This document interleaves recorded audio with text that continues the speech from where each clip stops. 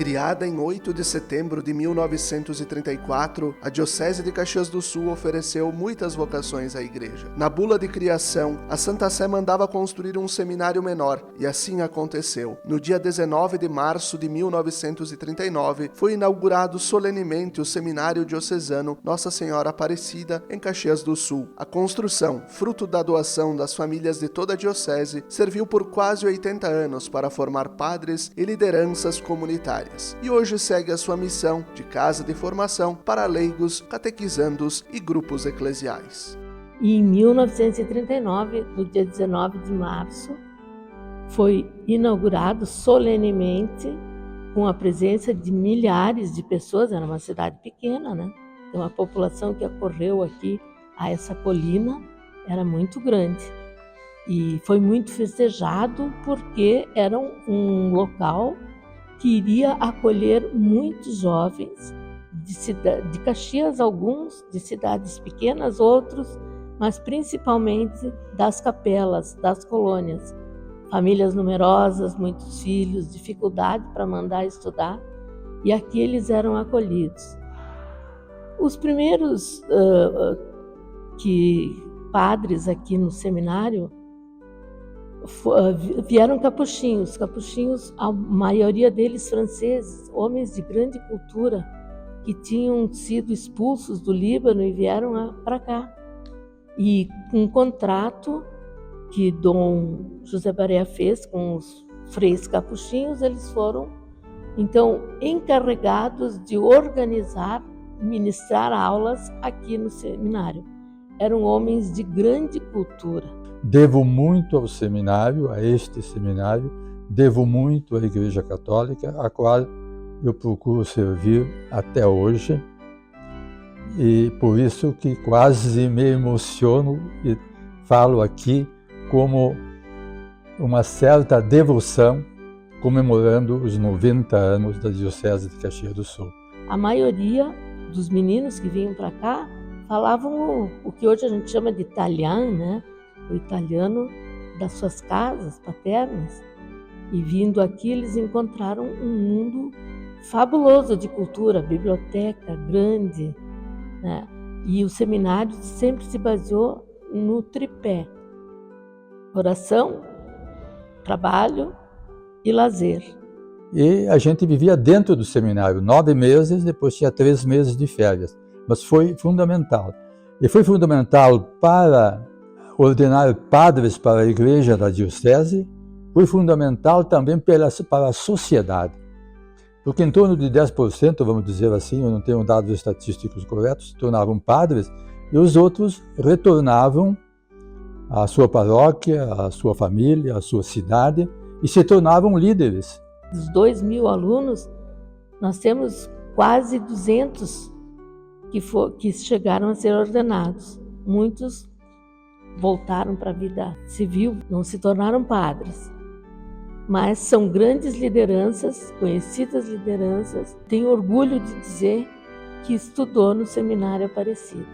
3 dos reitores da nossa universidade são ex-seminaristas, e outros 2 não foram alunos deste seminário, mas também foram.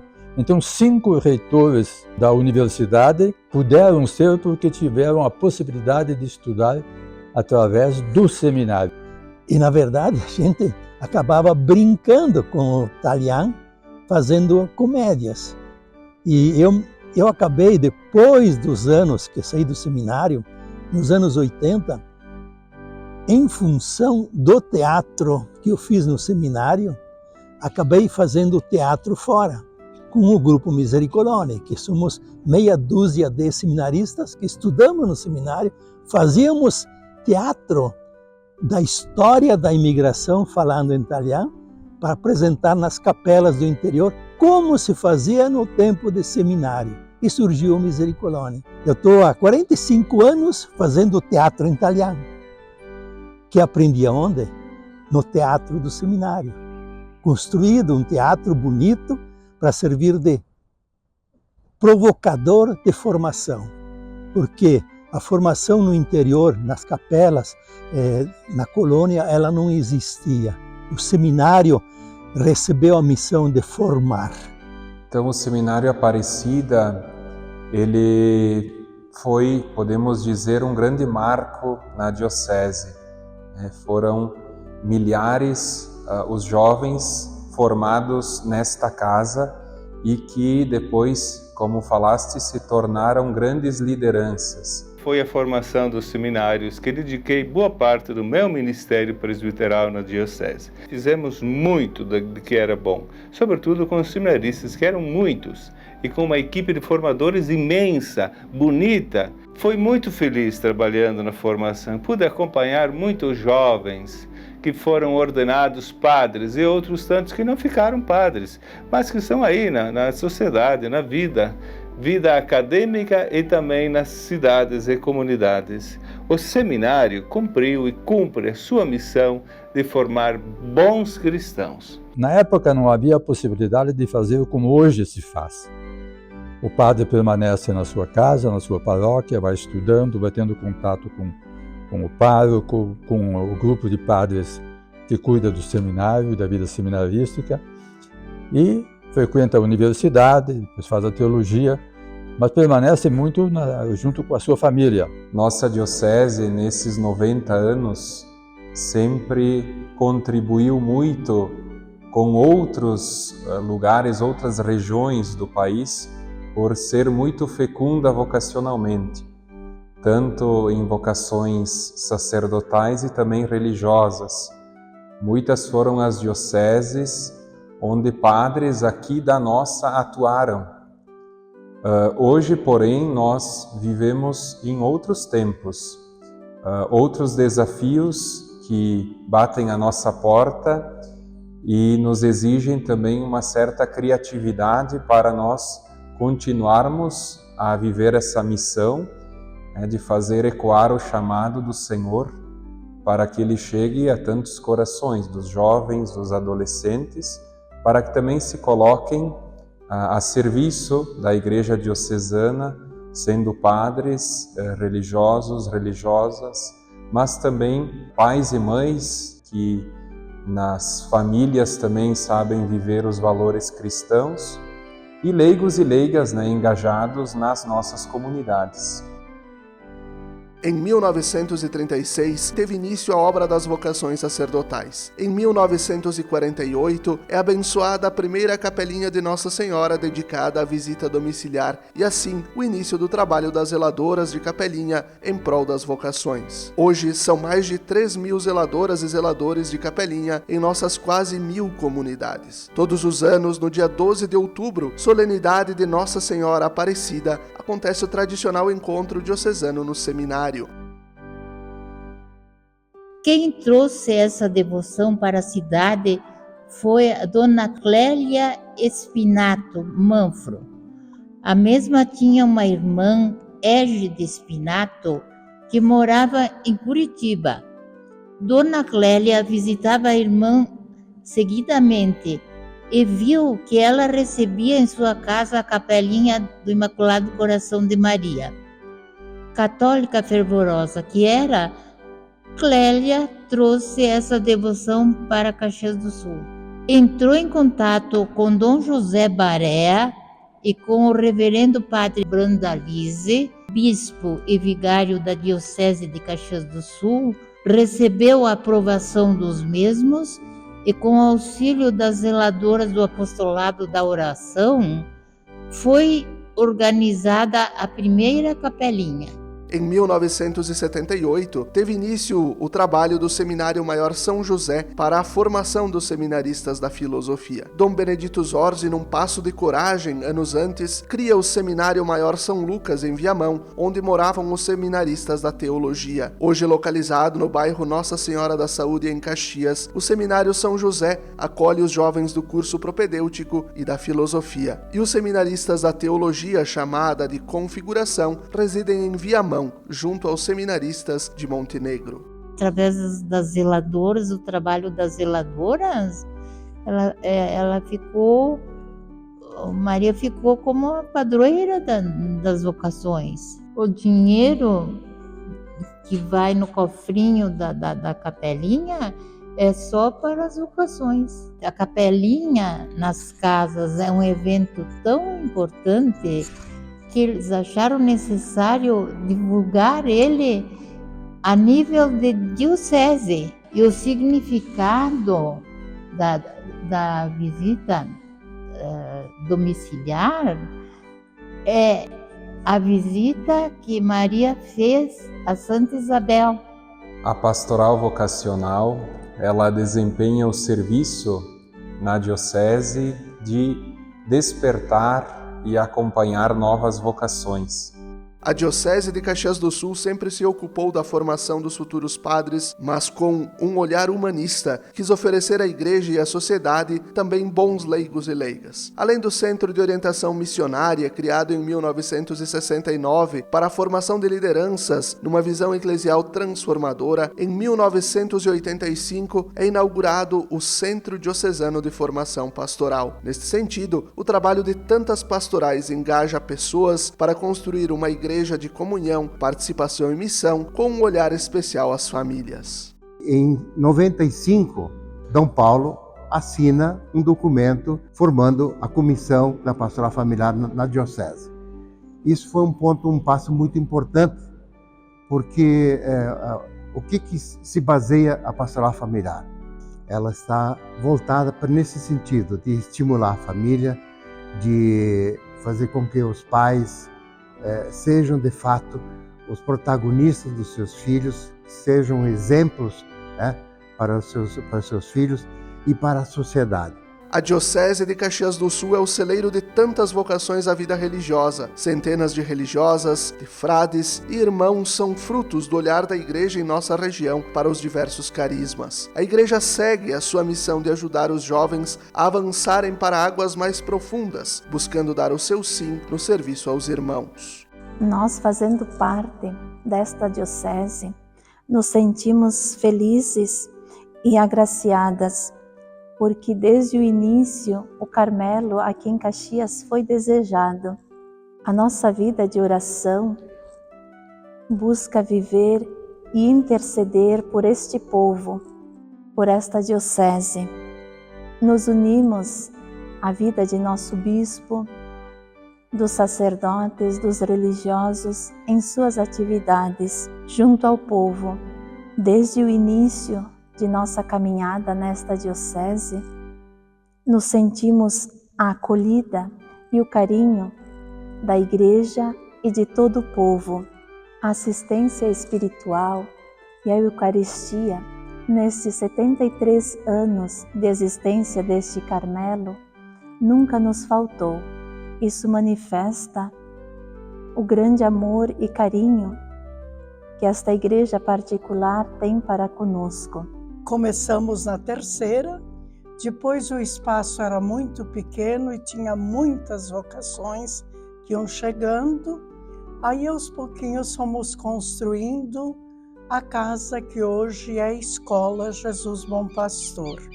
Tínhamos muitas vocações, todas filhas de imigrantes. Então traziam uma fé muito linda e também uma coragem de assumir a vida religiosa consagrada.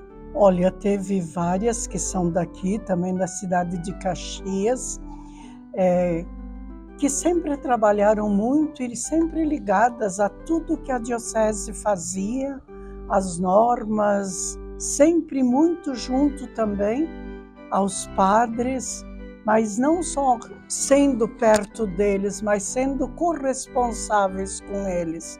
Também trabalhávamos em outras paróquias, dando catequese, na liturgia, e também trabalhávamos muito em paróquias que não tinham padre. Casusa Ferreira, essa zona mais longe para nós, e nós fazíamos as celebrações, e preparávamos o povo para os sacramentos. Daqui de Caxias, também nas escolas municipais, nós íamos para dar catequese. E nós trabalhávamos muito juntos em todos os ramos, mas também querendo que o povo, principalmente mais pobre das periferias, tivesse uma vida digna. Ele veio especificamente jovem da Itália, 4 anos de padre, para cuidar das vocações, porque os outros padres, dos poucos que tinha, se dedicavam mais à escola. E de fato ele veio no 31 e começou imediatamente uma atividade na paróquia daquela época, andando nas capelas a cavalo, com os sacrifícios daquelas épocas, para poder recolher vocações e assim por diante. Ele foi o primeiro mestre dos noviços, depois, de fato, como congregação, como província nossa, Josefinos, devemos a ele essa origem da organização, da formação dos padres também aqui no Brasil, né? Ele cultivava as vocações fortemente, falava muito, sofria demais quando um ia embora, né? Mas de outro lado ele também recolhia realmente, fazia uma propaganda muito grande, era apaixonado por vocações, recolhia tudo que podia. Também na época vinha mais gente também porque não tinha outros lugares para estudar, etc. Mas ele trabalhou muito intensamente isso, realmente a parte vocacional. E de 54 em diante ele começou a dedicação do começo das Irmãs Murialdinas. Escutando os sinais dos tempos, a Diocese de Caxias do Sul também soube dar exemplo do protagonismo dos leigos na missão eclesial. Iniciado em Caxias do Sul, o curso de Teologia para Leigos acontece hoje com o nome de Escola de Teologia e Bíblia nas cidades de Caxias do Sul, Farroupilha, Bento Gonçalves, São Marcos e Nova Prata. Caxias do Sul sempre foi uma diocese com muitas congregações que tinham sede provincial na região. Por isso, surgiu um caminho chamado Projetos Comuns, quando as congregações e as dioceses se uniram para atender demandas. Entre estes projetos comuns, foi criado o curso de Teologia para Leigos.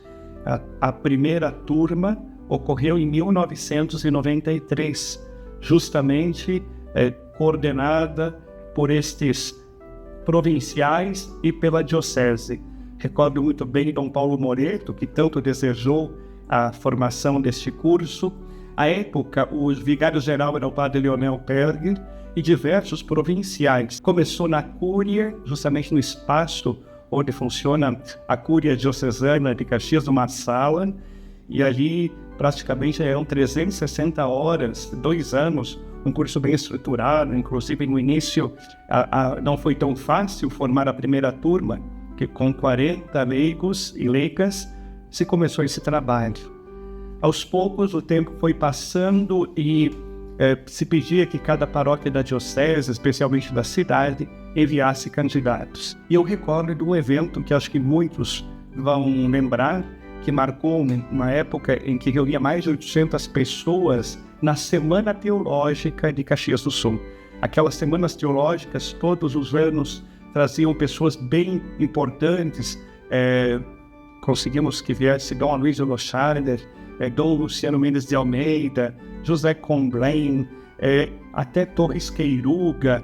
Bem, tantos teólogos e pensadores de forma muito bonita refletiram com os caxienses, que vinham especialmente de Bento Gonçalves, São Marcos, Flores da Cunha, Farroupilha, mas também pessoas de Nova Prata vinham até Caxias naqueles, por exemplo, nos anos 2000 em diante. E de forma que aí as turmas foram se consolidando, né?